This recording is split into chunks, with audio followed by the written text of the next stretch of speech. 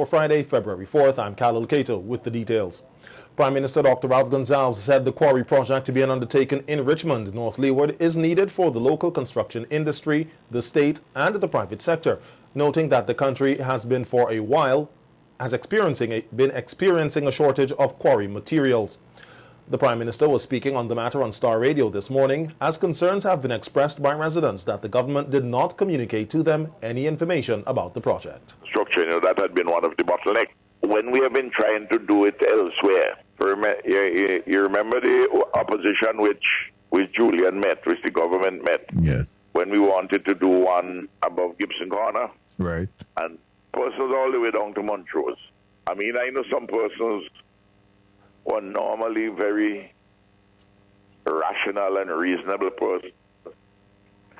I talked to a few of them and said, listen, these are the mitigation measures which the professionals say will put in place, and it's going to be okay. They say, we don't want to hear nothing like that.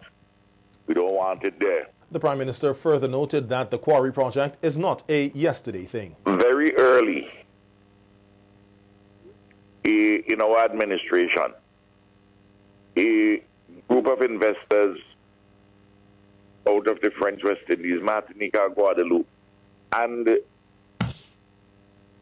they came and all the work was done, including the environmental, social impact study, what is called the ESIA, this environmental and social impact assessment.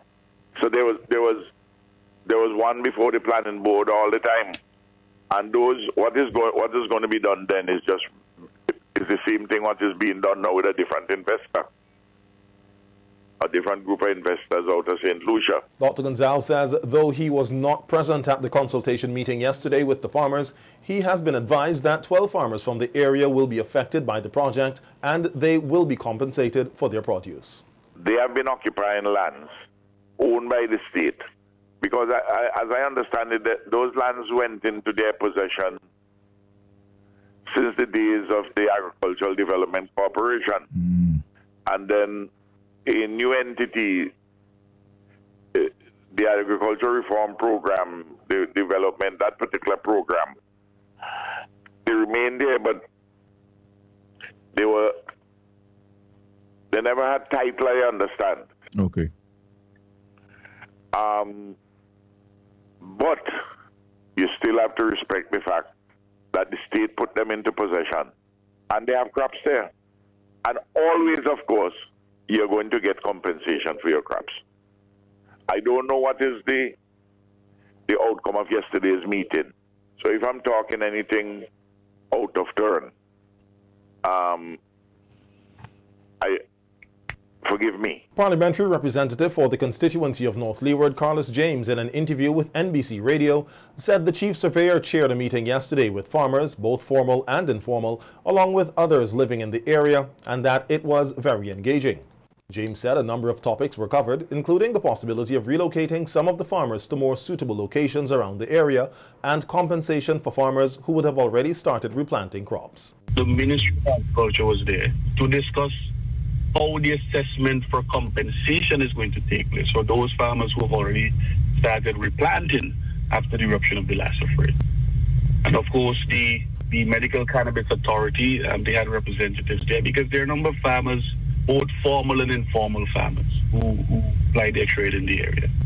And the assurance was given that full compensation to the value of what the production and they would receive from that, as well as discussions surrounding the relocation of some of those farmers. Minister James said the residents present at the meeting made it clear that though they are not against the project, they expected proper dialogue to take place and to ensure that the necessary measures are in place for compensation. The farmers and the community to really address the issue and the interest of the farmers head on. We didn't want to have that being watered down in a broader community meeting because we take the interest of the farmers very seriously and their livelihood. And then we had that discussion with them one-on-one in a very personal way and most of the farmers, interestingly enough, though they were quite concerned of the lack of dialogue in relation to the operation of the project, did say that they were not anti-development and they were not averse to the development, but wanted to ensure that the necessary measures were in place for compensation. The preparatory work for the project in Richmond continues apace, as trees and silt were being removed today from the top of the mountain by a HIMAC operator. Reports are that the 150 acres of land, which is almost the entire mountain, will be mined for the next 30 years. The Richmond Vale Academy is opposite the quarry project site, and director of the academy, Stina Herberg, said that her main concern is that an environmental impact assessment should have been carried out before the project got started. We have been asking for an environmental impact assessment, and if we can, for this project, this is a quite newly created project, and I think it's very important because then we will know more about the dust, we will know more about the silt, we would know more about the effect in the rivers and in our nearby ocean, and we also have a coral reef here, a very beautiful coral reef. So I think it's very important we have an environmental impact assessment so that from there we could discuss maybe how to proceed. So we saw the machinery come in, and we couldn't really get to know what was happening here. The machinery came in the middle of September. We had just returned from our evacuation for 5 months. We had been living in Bucament because of the eruption. So we saw the machinery come in, and we did ask a lot of questions to various government departments, and then the planning board put a notice in the paper that there is a plan for a quarry and rock pier. They call it a jetty, but it's not a jetty, it's a rock pier. And after there was, we made an objection because we think it's very important to have the environmental impact assessment. And then there was one information meeting with various government departments, and things were quiet for a bit, and then this project restarted a few days ago. A meeting was held yesterday with farmers and other residents who would be impacted by the quarry project. Herberg and some of the affected farmers shared their thoughts on the meeting and how they will be impacted by the project. But they already pushed down some mangroves and zabuka and some pears and things. So they never inform. But we just come and see a man there with the sleeping, we just hear bulldozer start to cut road go down me. We go and ask the man, we going on with that. The man say government selling land. So, you know. All the whole mountainside never take down. Yeah. So it go bad for we. Orange, grapefruit, tangerine, lemon, lime. Mango. Yeah. Ask them if I get paid the battle a hoop full. So me no know. When they check it now, you see, when they blow it now, everybody in the village, everybody in the village, How I could see from the meeting was many people come and many people were concerned because very few people have been informed on beforehand, which would be the same case for us. A resident from Fitzhughes says that he is not against any project, but since Fitzhughes is close to Richmond, they would also like to know if they will be impacted by the project. When I look at it, you know, it all depends on the kind of work that they are going to do. Because, like, if they say there is a mill going down where they're going to grind the stone, the dust will really affect, the village. But otherwise than that, it's a good project. I mean, since we the people could be employed, find it all right. Then, Richmond Oil, I think they should have do this before and then let the people know what is going on, but nobody knew. Nobody know what was going on. The machine come down, nobody see anything. It's people who pass in their own views about what they think. So, it don't start already. Now they have the meeting with the people. Some of the people, because I wasn't here yesterday, I was in Kingston.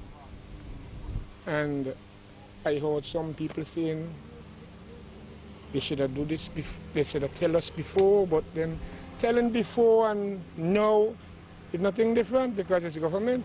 Mining at the quarry project begins being undertaken by Reno, a St. Lucian company, is expected to start in about 6 to 8 months' time. Active COVID-19 cases in SVG are down to 523, with 157 recoveries recorded, according to the latest update from the Ministry of Health, Wellness and the Environment. The report also indicates that 2 new PCR and 77 new rapid antigen cases were recorded from the reporting period. 20 persons are hospitalized, 1 fully vaccinated and the other 19 unvaccinated. 95 persons in SVG have died from COVID-19. 2 were fully vaccinated, 1 partially, and 92 unvaccinated.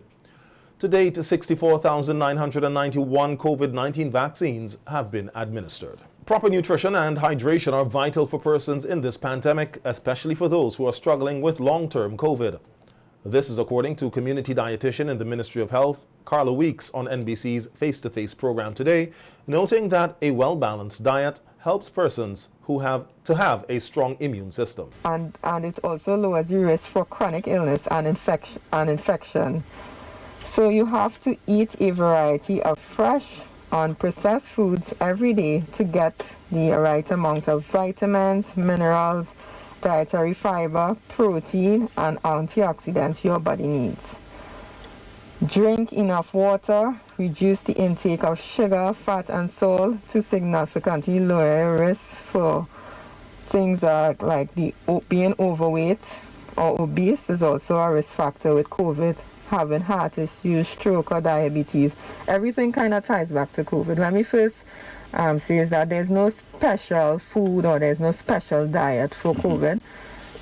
Research into COVID and nutrition is still developing and still growing, but one of the things that they know for sure is that persons who tend to get COVID, it's one of the major things is in terms of the dehydration. Weeks also encouraged parents to ensure that their children are taking multivitamin supplements and a bottle of water to school each day. I want to encourage your children as much as possible. First of all, you know, if once they take down their mask to eat, when they finish eating, to put back on their mask. Of course, before they eat, wash your hands, right? Sanitize as much as possible. Try not to have persons more or less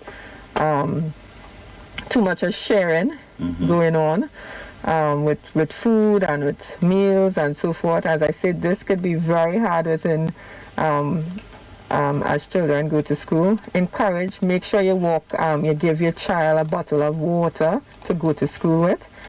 As much as possible, as I said, if we could cut back on the sugar sweetened beverages, right? You could also check with your doctor about a simple multivitamin, right, for kids. You could make. More than 2,000 youths have reportedly passed through the Marion House, having completed programs offered by the non-governmental agency.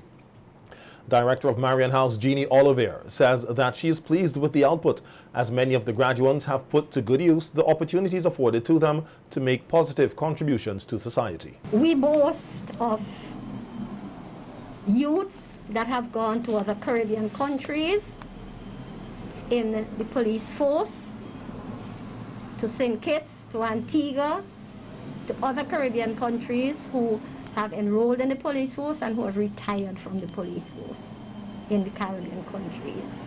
We boast of a graduate that works as a security at the United Nations in New York.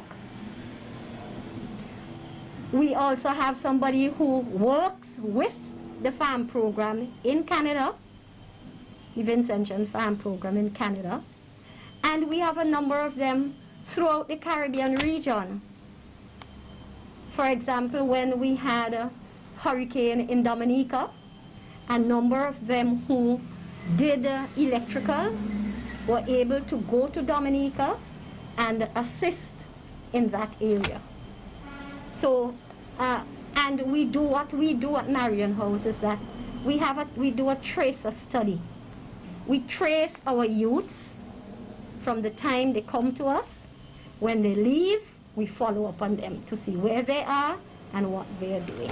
Olivier added that they continue to make an impact in the lives of those who are vulnerable, which is needed at this time, given some of the challenges being faced. Find what challenges they are experiencing, if any, and then we assist. There are some, remember, our program is for vulnerable, marginalized, at-risk youth who are the product of single parents. And these single parents, most of them are unemployed or live below the poverty line. So we don't have a choice. At Marion House, there is no choice. You're in it to win it. It's like the lotto. You can't win unless you're in it. And as staff of Marion House, we go all out. Our youths, if they don't have clothing, it's provided. They have children, and they need assistance with the children, Pampers, milk, whatever. By now, everybody knows that what we do, it's not for us, but for the benefit of the vulnerable, marginalized, and at risk. Next week, another batch of students who completed various life skills training programs will graduate from the Marion House. 2021 graduation was suspended because of the hike in COVID. We had 187 applications in Kingston last year and 63 in Georgetown. While we are only supposed to take 30 in each center, we took 40 in each center because of COVID restrictions. 10, 10, 10, 10 because we couldn't take 15. So we're supposed to have 80 youths graduating from the 2021 exercise. Graduation is next week, Friday, the 11th of February at 1 p.m. at the Cathedral of the Assumption. Most of our students, we took 40 in Kingston and we took 42 in Georgetown. All of them are graduating. All of them will receive their certificates, and they will also receive a check which will enable them to become entrepreneurs in their own right. Not enough is being done to teach the youth about the achievements of black people or to preserve the historical impact they have made. This is according to member of the Jamaican Canadian Rastafari community, Dwight Anderson, better known as Bongo Freeman, who is on the ground here and recently handed over seeds to the Ministry of Agriculture. Anderson told SVG-TV News that black history should not just be celebrated for a month, but all year round. Taught in the black home, no matter what household you or country you come from. Any one of the African nations, anywhere in the Caribbean, North America, Canada, anywhere, Europe, wherever black people are, black history should be promoted. I grew up in Canada. I grew up with people from Afghanistan, Syria, Czechoslovakia, Greece, every nation in the world. Canada is the most multicultural nation. Toronto I grew up in. I had friends from all over the world. All these folks know their history. When I go and meet my black friends, a lot of them have no idea about Nanny of the Maroons. They have no idea about the Maroon and Garifuna struggles here. They have no idea about even recent history like Martin Luther King or Mandela. So I would say it's important not just for our so-called black people, the people with this beautiful chocolate hue, to mention black history to their children and to propagate it in the home, but also all people of all nations in the world need to promote each other's history. One world under one sun, one moon, one people. So mutual respect, like Brother Bob would teach. Everyone is a man, everyone is a brother, and everyone is a one people. Doesn't matter the color of your skin, your eyes, nothing. So we should all teach each other global history. Black history is global history. As the world evolves, black history too is evolving. Black History Month is observed this year under the theme Black Health and Wellness, paying homage to medical scholars and healthcare providers who have been on the front lines during the COVID-19 pandemic. Another member of the Jamaican Canadian community, Kadiro Anderson, son of Bongo Freeman, said Black history is worth more than a month celebration. To add on to what my father said, I would say that Black History Month is every month. As Black people, it's the whole year. Exactly. It's the whole year, man. Right on roots. It's our responsibility, you know, to search out our pasts, which is not just confined to one continent. It's not just confined to Africa, because Black people at one point were everywhere. Yes, sir. Yeah. So something like, you know, just like my father said, Black history is world history. It's Today, Bongo Freeman and his son joined Winston Lewis, aka Papa Easton, in paying tribute to reggae icon, the late Bob Marley, who was born on February 6, 1945, and died of cancer at age 36 in Miami on May 11, 1981. The men all agreed that Marley left a great legacy behind through his music. And growing up listening to Bob Marley, Peter Tosh, the Wailers, I bore witness to Bob Marley bridge gaps between the two major political parties in his country. As a young man, brought two prime ministers or warring factions on stage and let them shake hands at a concert. So I would say to the youth of today, what is the mechanism, the creation? What is the flower of your music? What do you produce? Are you producing something that's going to ruin your nation? Or are you going to produce music that's going to uplift your nation, bridge gaps, and create understanding? Your nation is one people under one God. So there should be no competition, but there should be cooperation. If it's competition, it's in fun. As such, music should not be a competition. It is not a competition.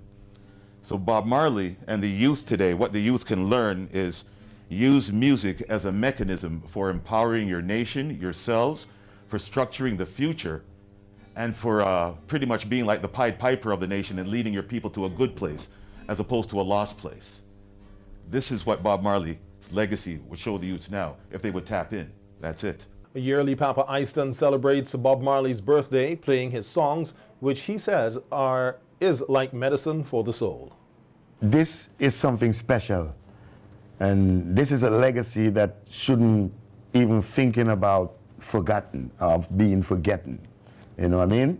So I take the time out to put my heart into what Bob has done, and because this is what I feel. Because back in school, when the teacher asked us to go up and do a song, we would go up and, you know, with our hands like this, and one love, and we sing Bob Marley, and you know what I mean? Like that. And he had really inspired me. And till now, you know, I have done all of that, and came up, have my own band, you know what I mean? I've sung Bob Marley, I've write and arrange my own music, and, you know, sung it.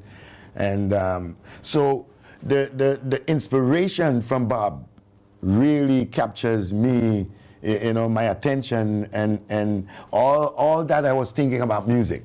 Here's a snippet of some of Bob Marley's famous songs performed by Papa Easton and his friends. We are what we are, that's the way it's going to be.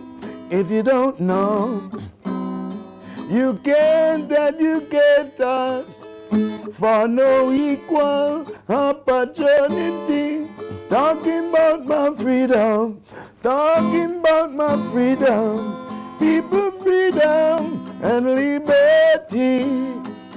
Yeah, we've been trotting on the one race much too long. Rebel, yes, we've been taken for granted much too long. Rebel, Babylon system is a vampire. Yeah. One love, sing the same thing. One love, one heart. Let's get together and feel alright. Hear the children crying. One love. Hear the children crying.